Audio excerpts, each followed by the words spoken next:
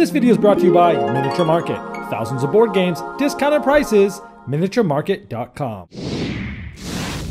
Hello my friends, it's the Game Boy Geek here. Hey, get that hand in that chalk bag, get your hands all chalked up, get your hands and foots on those holds and get ready to pull yourself up because we're going to be climbing up the mountain today in The Climbers from Capstone Games. It's a game for 2 to 5 players. It's not a dexterity game, even though it might look like one on the box. It's actually a simply complex strategic game. It has great table presence, so let me show you how it's played. I'll see you on the other side.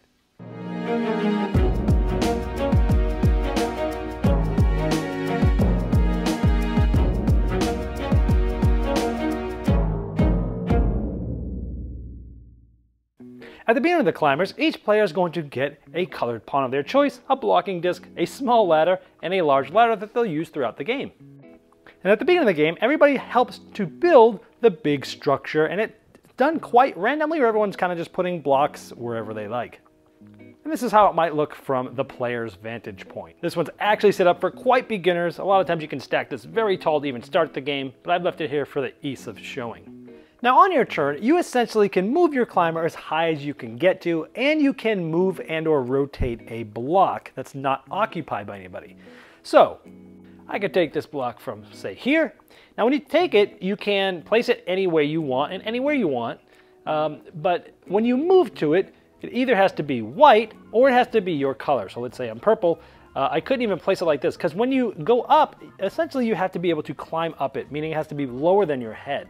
So like this, I could climb up. So I could place this here and move here. And because this is purple and I'm that tall, I can now climb to here. And since I can't go up anymore, my turn is pretty much done because I can't move here because it's not white or purple. Same for here. And this is too tall for right now. I'll show you how you can get up things like that later.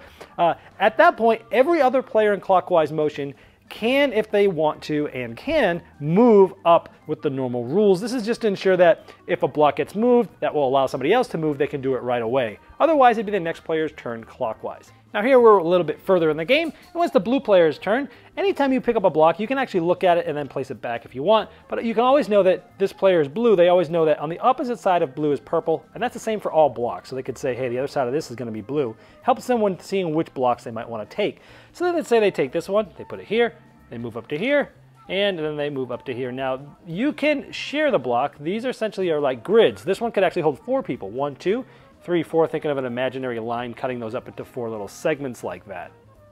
Now, on your turn, you can also use your blocker marker. Now, why would we do that? Well, each player has 2 different ladders, and the players can use those ladders on their turn. So let's say, for example, this purple player, we thought they might move up to this white spot here and use this ladder to do that, which is valid. They would then remove that ladder from the game. And we think they might move here, and then they might move up, and then it might be really good for the purple player. So at the end of the blue player's turn, they place their blocking disc here. This just means that that block cannot be moved or moved to. And then when it comes back to the blue player's turn, they then have to remove this from the game. So it's a way of stopping people from going or removing a block at a specific time throughout the game. And this will continue, players taking turns, until everyone would have to pass successively without anybody moving up. If that happens, whoever's on the top would win, and if more than one player is there, then whoever got there first would win.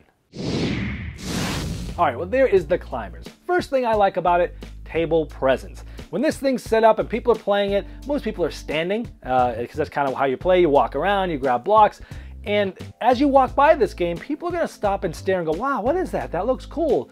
At first they think you're playing a dexterity game, and I guess it has a little dexterity element to try not to make things fall, but that's not the game. The game is really a strategic game, but it has great table presence. It looks like one of those old classic games with the types of people that how they look. There are blocks of different colors. You get the little wooden ladders that are really cute, but it does look like one of those old classic games, and it kind of feels like one, but I also think that's a good thing because it has sort of that timeless feel to it. It's a great game to play as the first or the last game of the night, because it has enough going on to keep your brain working, but yet it's light enough that you can enjoy it. And if you're tired or just getting going, it's a great one to play in those spots. Now this is part of Capstone's lineup in their product line called Simply Complex. And I often talk about my depth to complexity ratio, which is how deep is a game and how little complexity is there. Meaning, hey, if I can have little complexity but a lot of depth, that's awesome, and that's very good on the depth complexity ratio. This whole Simply Complex product line from them is designed to do just that. Have a high depth to complexity ratio. I think they did a good job here. The rules are very simple. You're literally move up as far as you can on your turn, and then you can move a block on your turn, and then move all the way up. That's pretty much it. But there's lots of things to think about. There's a good amount of depth there. You're trying to think forward. You're talking about looking at the ladders. So there's a lot of things to think about, even though it's such a simple game, and I like that. And so much so that I think this game has more thinking than first appears. You know, when you play the game at the beginning for your first time, you're okay, I'll do this, put this. But then you start, after you've played it a few times, the strategies and the depths really start to open up as to ways that you can kind of set yourself up in the future, ways that you can block without having to use your blocking cube, things like that. So I think there's more depth than first appears in this game. I love the timing of these ladders and the blocking tokens. And quite honestly, the timing of how you use those, in my opinion, is gonna tell you whether you're gonna win or lose this game. Using that ladder, the smaller or the big one, or the blocking cube at that right moment is huge. And it's really a good climax part of the game where you're trying to figure out when to use those, because once you use them, they're gone for the whole time. I also like the variable setup. Every game you can make this thing start and look different from ever. They give you some recommendations as to what size blocks should be where for your first time playing, but after that you could invert that and make it very hard and see how things work. But I like that there's a variable setup as well. Now, is there anything I didn't like about the game? Well, there's a few times that I saw that king making can be an issue. And king making is when someone else can sort of determine the winner of the game. In a couple of 3-player games, it come to the point where the one player that was below everyone else and probably was out had to make a decision as to which was going to be the player that was going to win. And it just worked out that way here and there. It didn't make me not like the game. And at that point, that player was out of it anyways. It can leave a bad taste in some players' mouth. It doesn't happen all the time, but it is a possibility.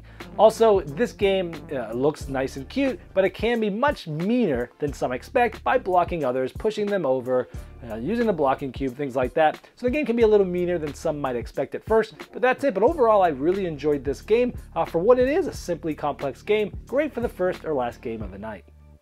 This video was sponsored by Miniature Market's Review Corner. The Review Corner features podcasts, video, and written game reviews by gamers for gamers. Miniature Market, the online gaming superstore. Thousands of board games, discounted prices. Check them out at miniaturemarket.com.